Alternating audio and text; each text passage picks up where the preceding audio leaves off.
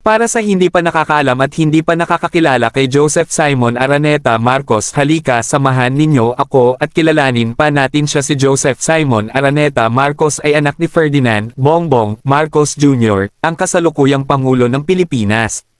Siya ay ipinanganak noong 2003 at isa sa tatlong anak ng mag-asawang Bongbong at Liza Marcos. Si Joseph Simon, na kilala rin bilang Simon, ay lumaki sa ilalim ng mata ng publiko dahil sa kanyang pamilya na may makulay na kasaysayan sa politika. Bilang anak ng isang dating gobernador at senador, si Joseph Simon ay nakatanggap ng edukasyon mula sa mga prestihiyosong paaralan. Sa kanyang kabataan, siya ay naging aktibo sa mga pampublikong kaganapan kasama ang kanyang mga magulang, kabilang ang mga konsyerto at iba pang mga aktibidad na nagtatampok sa kanilang pamilya.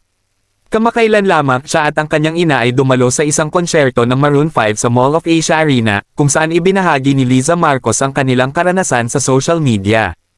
Si Joseph Simon ay hindi lamang nakilala bilang anak ng Pangulo kundi pati na rin bilang isang masugid na tagahanga ng musika.